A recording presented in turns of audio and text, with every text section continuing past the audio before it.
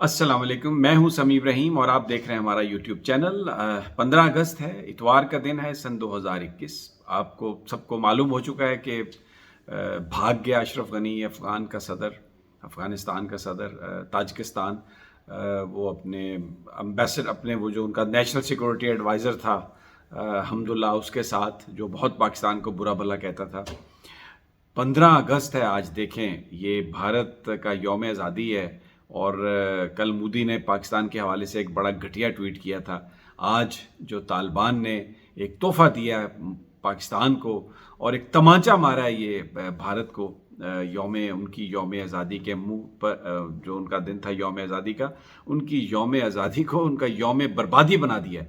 क्योंकि कई 100 अरब रुपए की भारत की इन्वेस्टमेंट थी अफ़गानिस्तान में, पाकिस्तान के ख़िलाफ़ उसको इस्तेमाल कर रहा था। All it comes to N and.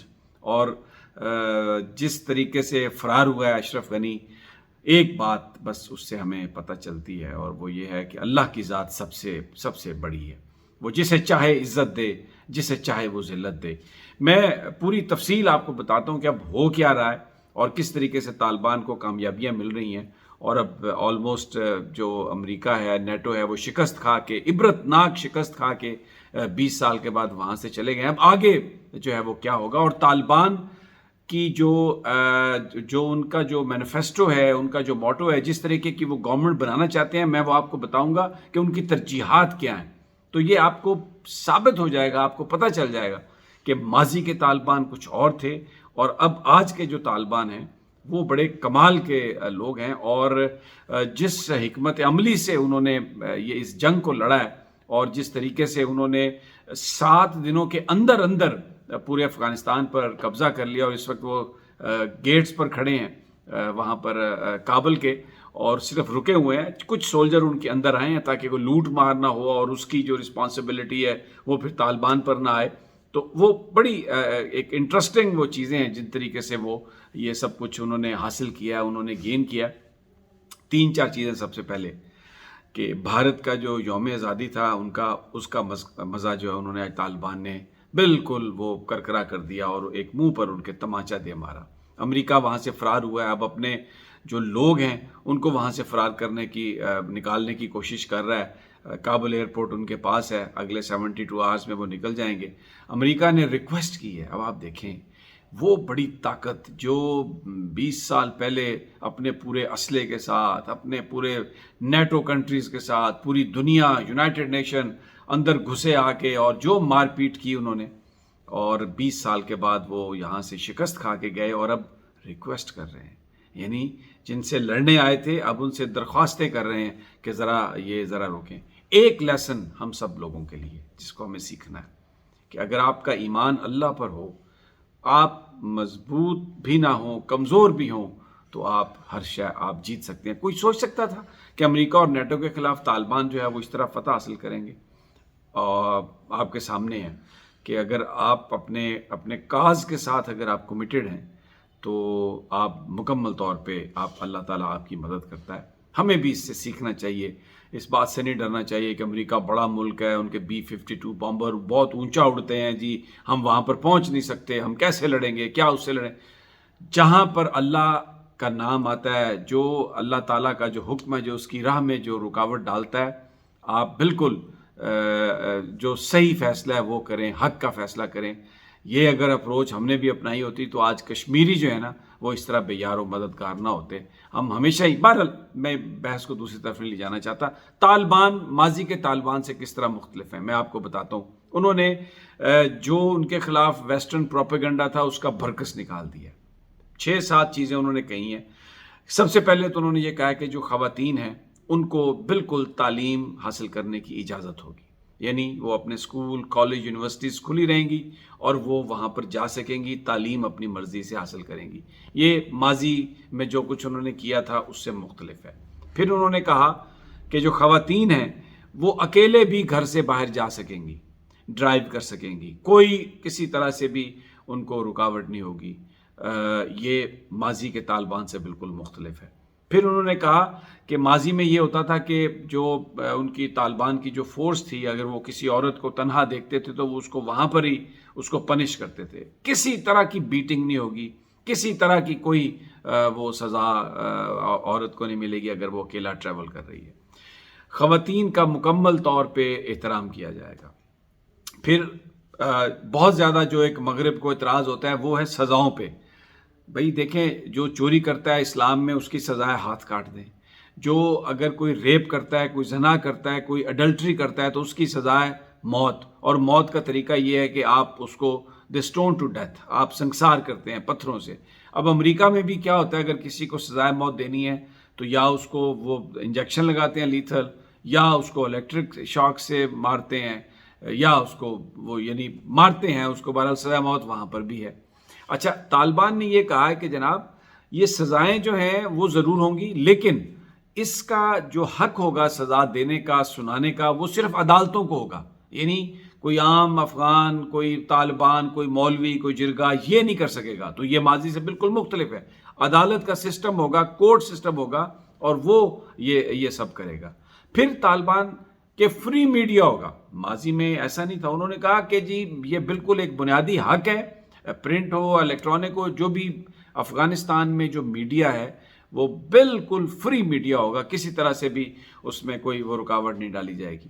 یہ بالکل ماضی سے مختلف ہے۔ بینکنگ سسٹم دنیا کا دیکھیں، اسلام میں سود لینا دینا حرام ہے۔ ہمارے ہاں جو بینکنگ سسٹم ہے اس میں کیونکہ سودی کام بھی ہوتا ہے، لیکن اس کے ساتھ ساتھ ایک اسلامک بینکنگ کا سسٹم شروع کیا گیا تھا۔ تو طالبان نے کہا کہ جناب بالکل جو مالیاتی نظام ہے دنیا کا، جو بینکنگ سسٹم ہے، وہ ہم بالکل اس کو وہ کاروبار، بزنس، وہ سب چلتے رہیں گے، کوئی رکاوٹ نہیں آئے گی۔ دوسرا، انہوں نے ایک عام معافی کا اعلان کیا ہے۔ یہ ماضی کے طالبان سے مختلف ہے۔ انہوں نے کہا کہ کوئی بھی ماضی میں کچھ بھی کسی نے کیا ہو، وہ افغان حکومت کے ساتھ رہا ہو، امریکہ کے ساتھ رہا ہو، سب کی مکمل طور پر معافی ہے۔ کسی کے ساتھ کوئی ریونج نہیں لیا جائے گا۔ انہوں نے کہا کوئی ریٹیلیشن نہیں ہوگی، یعنی یہ بالکل کوئی یہ سمجھے کہ ماضی میں انہوں نے جو کچھ کیا ہے تو اس کا بدلہ لیا جائے گا، انتقام لیا جائے گا، کچھ ایسا نہیں ہوگا۔ اب لوئی جرگہ بلایا ہے ملا ہیبت اللہ نے کندھار میں، جو طالبان کے رہنما ہیں، ملا ہیبت اللہ اخندزادہ۔ یہ لوئی جرگہ ہوگا کل، اور اس میں جو مستقبل کا جو معاملہ ہے اس کو طے کیا جائے گا، اور پھر اس کے مطابق وہ انکلوسیو گورنمنٹ۔ دیکھیں، طالبان ریسٹرینٹ شو کر رہے ہیں۔ طالبان کو یہ کہا دنیا نے، چائنا نے بھی کہا، رشیا نے کہا، پاکستان نے کہا کہ آپ کابل کے اندر داخل نہ ہوں، پولیٹیکل سیٹلمنٹ۔ وہ کہتے تھے اشرف غنی فارغ ہو، تو وہ اشرف غنی کو فارغ کرانے کا یہی طریقہ تھا کہ وہ گیٹس پر آ جائیں کابل کے۔ اشرف غنی ڈر کے مارے دم دبا کے بھاگ گیا، پوری قوم نے دیکھا، پوری دنیا نے دیکھا، اپنے سٹاف کے ساتھ وہ نکل گیا۔ اب جو طالبان ہیں وہ بین الاقوامی دنیا کو یہ میسج دے رہے ہیں کہ ہم بالکل آپ کے دنیا کے ساتھ رہ کر ایک سویلائزڈ قوم کے طور پر ہم ایکٹ کرنا چاہتے ہیں۔ اب اس میں جو ان کو سب سے بڑی سفارتی کامیابی ہوئی ہے، پہلی وہ یہ کہ رشیا نے یہ کہا ہے، روس نے یہ اعلان کر دیا کہ افغان طالبان کے ساتھ وہ مل کر کام کرنے کے لیے تیار ہے، اور رشین ایمبیسی جو ہے افغانستان میں وہ کھلی رہے گی۔ پاکستان کی ایمبیسی بھی وہاں پر موجود ہے، اور پاکستان کی ایمبیسی بھی کھلی رہے گی۔ آج شاہ محمود قریشی صاحب کی جو برطانیہ کے وزیر خارجہ ہیں ان سے بات ہوئی، برطانیہ کی پارلیمنٹ کا اجلاس بھی بلایا جا رہا ہے، لیکن بہرحال یہ امریکہ کی ایک بدترین شکست ہے، نیٹو ممالک کی، مغرب کی یہ ایک بدترین شکست ہے کہ 20 سال ٹریلینز آف ڈالرز انہوں نے خرچ کیے، اور وہ جو افغان آرمی ہے وہ ساری کی ساری ایویپوریٹ ہو گئی۔ وہ سارا اسلحہ جو انہوں نے افغان آرمی کو دیا تھا وہ طالبان کے پاس آ گیا، اور اب یہ اگلے جو دن ہیں وہ بڑے کروشل ہوں گے۔ اس میں ایک عبوری سیٹ اپ قائم کیا جا رہا ہے، اور اس میں ہو سکتا ہے وہ احمد جلالی کو بنا دیا جائے، یا ملا برادر بھی اس کو ہیڈ کر سکتے ہیں۔ جو ناردرن الائنس کے لوگ ہیں ان کا عبوری سیٹ اپ میں کوئی حصہ نہیں ہوگا۔ آگے چل کر جو جرگہ ہوگا، کوئی اگر الیکشن ہوگا یا جو بھی صورتحال نکالی جائے گی اس میں ان کا حصہ ہو سکتا ہے۔ وہ اگر جو بھی پروسیس ہوگا اس میں ان کو، طالبان یہ کہتے ہیں کہ ہم سب کو ساتھ لے کے چلیں، اور اس دفعہ جو ان کی ملٹری اسٹریٹجی تھی، آخر میں آپ کو یہ بتا رہا ہوں، ان کو جو کوئی بھی ایڈوائز کر رہا تھا، ہمارے پاس اطلاع ہے کہ چائنا بھی ایڈوائز کر رہا تھا اور پاکستان بھی ایڈوائز کر رہا تھا۔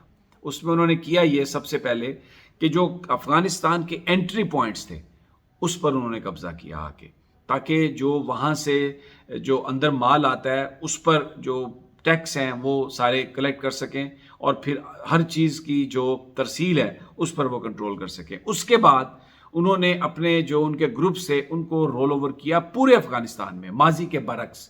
یہ نہیں کیا کہ جو ان کا کندھار کا اور جہاں پر ان کی برتھ ہے ہوئی ادھر ادھر کا جو علاقہ ہے اس کے نزدیک اس میں صرف رہ کے وہ قبضہ کریں. نہیں، انہوں نے سب سے پہلے وہ علاقہ جو ماضی میں ناردرن الائنس کے پاس تھا وہاں بھیجا. انہوں نے مزار شریف کو قبضہ کیا، غزنی، ہرات، وہاں پر انہوں نے جا کے سب سے پہلے لوگوں کو یہ کہا کہ آپ ہمارے ساتھ مل جائیں.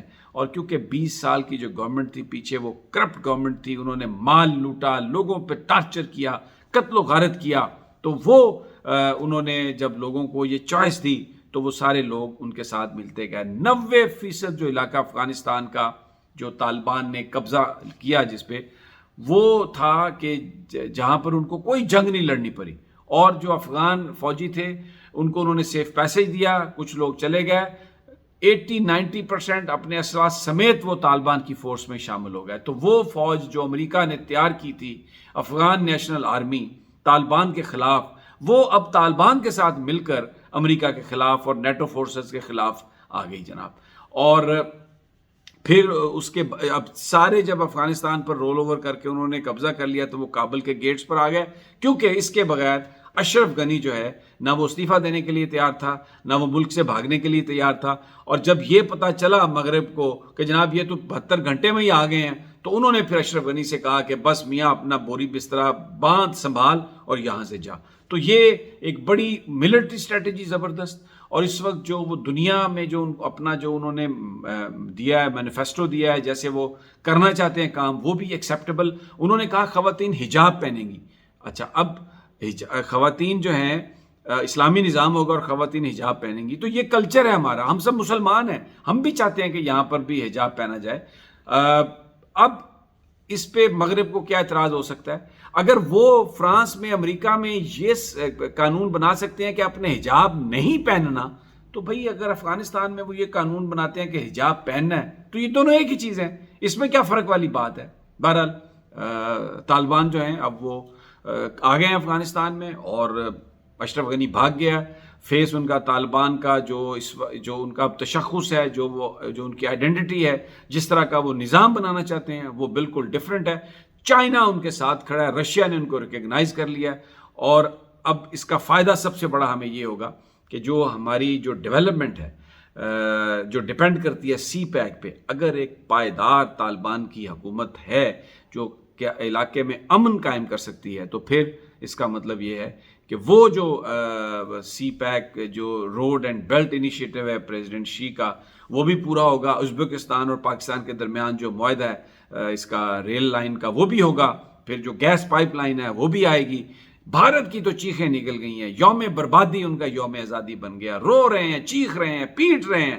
اب ان کے علاوہ اب ان کے پاس کوئی چارہ نہیں ہے آگے آ کے کہ اگر انہوں نے یہاں پہ ریلیونٹ رہنا ہے تو وہ بھی چائنا کے آگے اپنے گھٹنے ماتھے ٹیکیں. اور یہ جو امریکہ کے ساتھ کھڑے ہوئے ہیں، جس طریقے سے اس نے چھوڑا ہے اپنے ترجمانوں کو اور افغانوں کو جو ان کے ساتھ تھے اور بھاگ گیا وہاں سے، یہ انڈیا کو بھی اسی طرح کسی دن چھوڑ کے بھاگ جائے گا. لیکن بہرحال ہمارے لیے ایک چیز ہے جو میں پھر کہتا ہوں اینڈ پہ، کہ اللہ سب سے بڑا ہے اور ہمیں اللہ پر اعتماد اور یقین رکھنا چاہیے. یقین کریں کہ یہ دنیا کی مشکلیں کچھ بھی نہیں ہیں، اور پاکستان ایک 22 کروڑ لوگوں کا ملک ہے، مسلمان ہے، ایک ایٹمی طاقت ہے. اگر افغان طالبان جو ہیں ایک چھوٹی سی رائفل کے ذریعے اتنی بڑی سپر طاقت کو شکست دے سکتے ہیں، تو پاکستانی تو بہت کچھ کر سکتے ہیں. اجازت دیجیے، اللہ نے کے